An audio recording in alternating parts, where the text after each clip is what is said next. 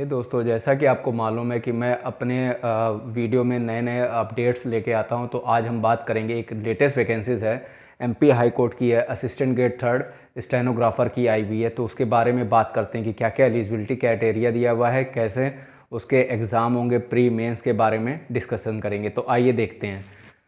तो पहले आप इसका स्क्रीनशॉट ले लीजिए, आप चाहें तो। ये मैं हट जा रहा हूँ, इसका स्क्रीनशॉट आप ले लीजिए। ठीक है, ठीक है दोस्तों। तो आपने अब तक ले लिया होगा। तो MP high court stenographer assistant grade third 2021 का है। जो फॉर्म जो है वो स्टार्ट होगा 30/11/2021 से।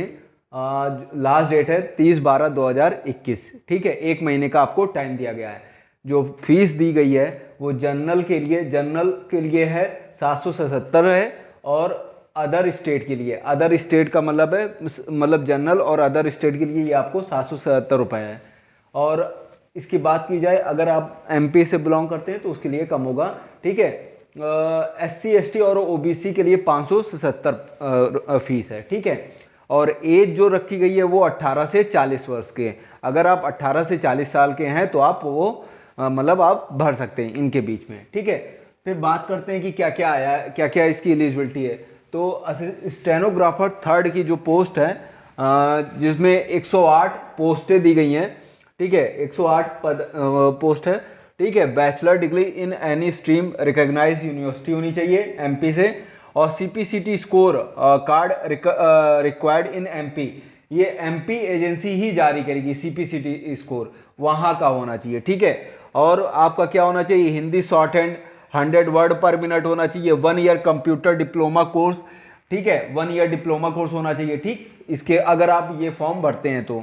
फिर दूसरी बात की जाए, स्टेनोग्राफर थर्ड की इसमें पोस्टें दी हैं 205। ठीक है, इसमें क्या है, अब बात करते हैं, इसमें भी सेम वही, bachelor degree in any stream होनी चाहिए, सीपीसीटी स्कोर होना चाहिए, रिक्वायर्ड होना है एमपी एजेंसी से, और कंप्यूटर डिप्लोमा होना चाहिए 1 ईयर का। ठीक है, लेकिन हिंदी शॉर्ट हैंड इसमें कितनी होनी चाहिए, 80 वर्ड पर मिनट होनी चाहिए। फिर बात करते हैं तीसरी पोस्ट के लिए, असिस्टेंट ग्रेड थर्ड के लिए, जिसमें पोस्टें कितनी है, 910 हैं। ठीक, बैचलर डिग्री होनी चाहिए, सीपीसीटी स्कोर होना चाहिए, स्कोर कार्ड होना चाहिए, जो कि एमपी एजेंसी जारी करती है, और 1 ईयर का डिप्लोमा कोर्स होना चाहिए कंप्यूटर से रिलेटेड। ठीक है, फिर बात करते हैं, ये हमने आपको बता दिया क्या एलिजिबिलिटी क्राइटेरिया है, क्या मतलब अगर आप ये मिनिमम क्वालिफिकेशन है तो आप फॉर्म भर सकते हैं। फिर बात करते हैं कि प्री, इसमें 2 पेपर होंगे, प्री और मेंस। तो पहले बात करते हैं प्री की। तो जो ऑनलाइन होगा आपका, ठीक है, ऑनलाइन पेपर होगा, 100 मार्क्स का होगा। ठीक, जिसमें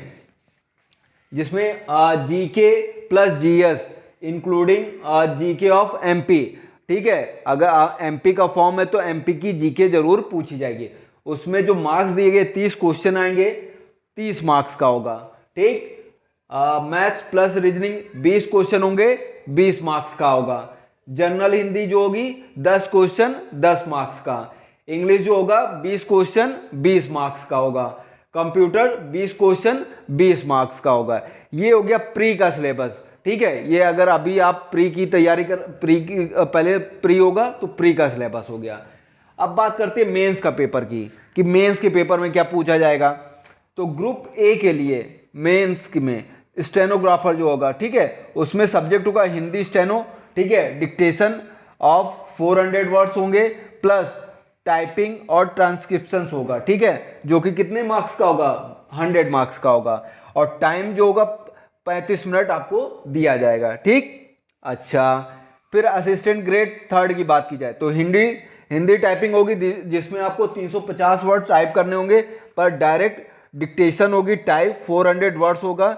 इसमें जो मार्क्स दिए गए हैं वो दिया गया हुआ है आपको 100 मार्क्स का। ठीक है, टाइमिंग कितनी दी गई है, 20 मिनट की दी गई है इसमें। ठीक, फिर बात करते हैं तीसरी पोस्ट के लिए, असिस्टेंट ग्रेड थर्ड के लिए। ठीक है, जो इंग्लिश से है, इंग्लिश स्टेनो होनी चाहिए आपकी, डिक्टेशन होनी चाहिए 400 वर्ड्स, आपका जो स्पीड होनी चाहिए 400 वर्ड्स होना चाहिए। ठीक है, इसमें 100 मार्क्स दिया गया है 100 मार्क्स होगा, 35 मिनट दिया जाएगा। ठीक है, और टाइपिंग तो आपका वो बता ही दिया है मैंने। तो ये जो है इंफॉर्मेशन, ये जो है प्री और मेंस का था, इसी अकॉर्डिंग आपको देख लेना है। उसमें कुछ पोस्टें हैं जो कम पद थे, वो मैंने नहीं बताया, तो आप प्लीज़ उसको देख लीजिएगा सही से और भर लीजिएगा। दूसरा, अगर आप भरते हैं तो एमपी से आपका ये सीपीसीटी स्कोर इंपॉर्टेंट है, अदरवाइज नहीं भर पाएंगे, तो ये आप देख लीजिएगा और इसको आप भर लीजिएगा। दूसरी बात मैं ये बताना चाहता हूँ कि ऐसे पेपर की तैयारी आप ज़रूर करिए, क्योंकि क्या होता है कि ऐसे पेपर में आप जो स्टूडेंट होते हैं वो बहुत कम मिलते हैं। तो जैसे ही आप फॉर्म भरिए तुरंत आप टाइपिंग के लिए लग जाइए, किसी भी इंस्टीट्यूट से सीखने लगिए, आप अपनी तरफ से मेहनत करिए। समझ लीजिए ऐसा होता है कि रिटर्न निकल जाता है और जो स्टेनो के लिए, जो स्टेनोग्राफर के लिए जो डिक्टेशन होती है वहाँ लड़के पास नहीं कर पाते हैं। तो उसके लिए आप पहले से तैयारी करने लगिए, जैसे ही फॉर्म भरिए किसी इंस्टीट्यूट से और घर पे ही मेहनत करिए, डेफिनेटली आपका हो जाएगा। ठीक है दोस्तों, तो ये जो ओवरव्यू था स्टेनोग्राफर के लिए था, एमपी हाई कोर्ट के लिए था। तो हम लोग मिलते हैं अपने नेक्स्ट वीडियो में नेक्स्ट टॉपिक के साथ। Thank you.